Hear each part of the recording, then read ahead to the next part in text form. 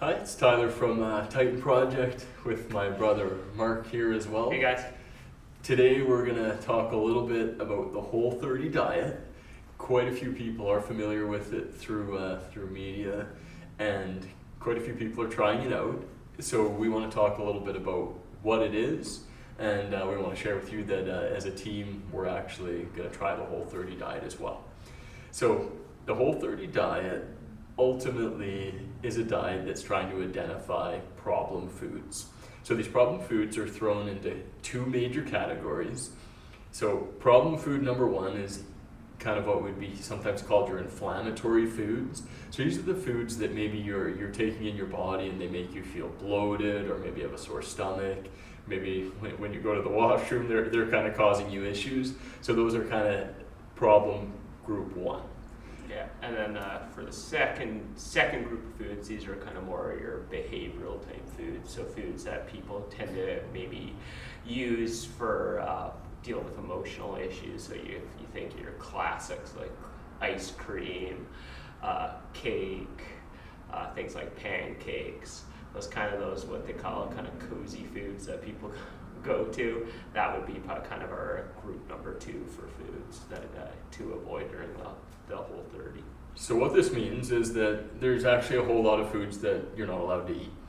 Essentially, so wrapped up. It is pretty restrictive. So I'm going to go through some of the foods that you're not allowed to eat, and then Mark will talk a little bit about which of the kind of those emotional problem foods which also aren't allowed, even though they follow kind of the rules on kind of the foods you can eat. So some of the things you can eat, so you can't have any alcohol of any kind. You can't throw it in the food you're cooking. No alcohol, so it has to be a sober month because Whole30 stands for the fact that it is for 30 days. So no alcohol of any kind. So no grains of any kind. So grains is very broad here. So grains includes your all your breads. Doesn't matter if it's a fancy named bread or you read that sourdough bread's healthy. All the breads, they're all cut. And then our rices also cut. Our kind of our other kind of often perceived as healthy grains like quinoa, cut, amaranth, all that stuff, cut. So if it's a grain, you don't get to eat it. And also that includes corn, including beloved popcorn. This is true. The other one that's cut that's a little bit confusing for people is legumes. So a lot of people are familiar with the term legume, but they don't actually know what falls into the legume group.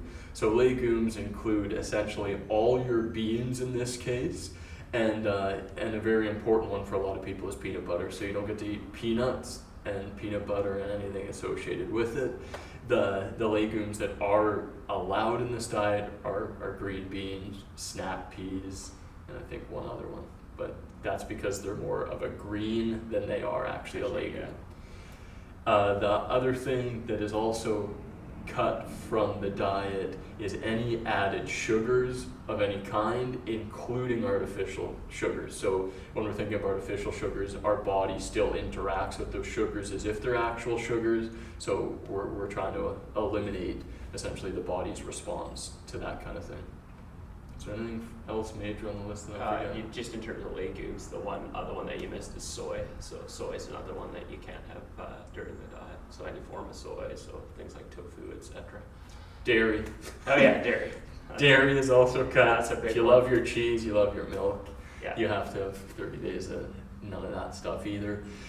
With that said, you can actually have your nut milks, so you can have cashew milk and almond milk, given that on the ingredient list it doesn't have some of the other things that aren't allowed. A couple kind of ones that don't fit into any category that aren't allowed are MSG, sulfites, and carrageenan. These things are added to a lot of the foods we eat, so it actually cuts a lot of the foods that would otherwise be in. So Mark is going to talk briefly now just about some of the problem foods emotionally that maybe follow the rules but are still cut and why. Yeah, so as I mentioned earlier, about the kind of behavioral type foods that we go to, things like ice cream. Obviously, those ones are going to be cut because they also have those ingredients that are in the no-eat list. However, a lot of people, especially when they do a switch in their diet, will try to fit those kind of foods in using healthy ingredients. Like a perfect example is something called like paleo pancakes. What they will have for that is they essentially take eggs and they mix it with banana, and you've got yourself pretty much a pancake. And you can really do that for anything. There's people they'll make ice cream out of coconut milk and that kind of thing. So there's our brownies. You can make brownies out of beans and etc. So really the idea is to try to take a break from those foods as well, kind of those kind of behavioral type foods that maybe are a bit of a crutch that you use when dealing with stuff. So the whole idea of the Whole30 is to take a break from maybe some of those problem foods in terms of things that might actually affect your body from a physiological perspective, but also break away from those foods that you might have a crutch to from more of a behavior, emotional perspective. So trying to get rid of both of those, have a 30-day break. And the whole idea, the whole point of this is to essentially help you to identify the foods that maybe are a problem in your life that aren't adding value, and kind of allow you to take a break and see where it can help you down the road. So one of the things we're really interested in is seeing in our own diets do we have any of those foods that are problematic? We're pretty healthy eaters. I would definitely say on the scheme of healthy eating, we're well above average, but we definitely eat some of those foods that are in what we would call the no-eats foods in the Whole30. Oh yeah, popcorn. Popcorn. I love it. Cookies. I love cookies. Yeah. And I'm definitely someone that could figure out and modify it and make really great cookies. Well, not me, my wife. She would make great cookies based on the limitations. So it would be cut for me because I know that that's a treat food for me. The whole idea behind it, as Mark's pointed out there, it's about changing habit. We are not into fad diets, but what we are into is behavioral change. And so what we're looking to do is see within ourselves and within our team, and everyone on our team is doing it, which is pretty cool. We're going to see how this actually relates to behavioral change. We're going to do a fireside chat kind of partway through and let you guys know how we're doing with it.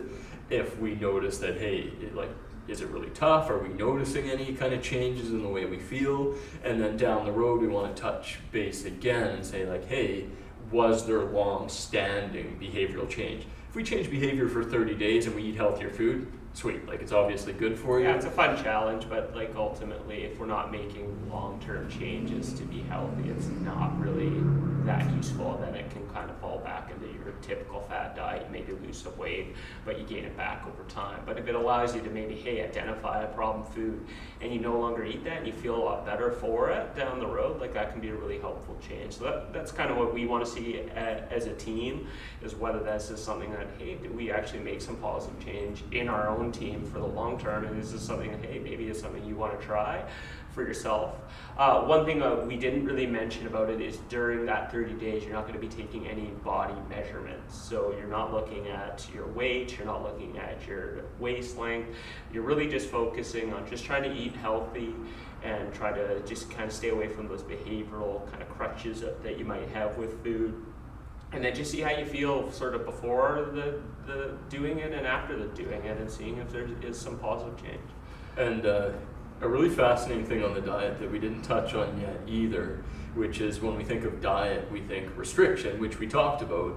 But fascinatingly enough, on the Whole30 diet, it isn't a calorie restricted diet. Mm-hmm. So we don't take any measurements, but we're also not counting calories. The idea here is you can actually eat as much as you want. You basically are listening to your body, or trying to listen to your body, and eating the limited foods you're allowed, and just basically seeing how you do. So you're not sitting there trying to be sitting there starving the whole time. You do your 30 days, and I think interesting if you do measurements before and after. You don't have to, but I think it's fascinating if you do and kind of see where you sit with things.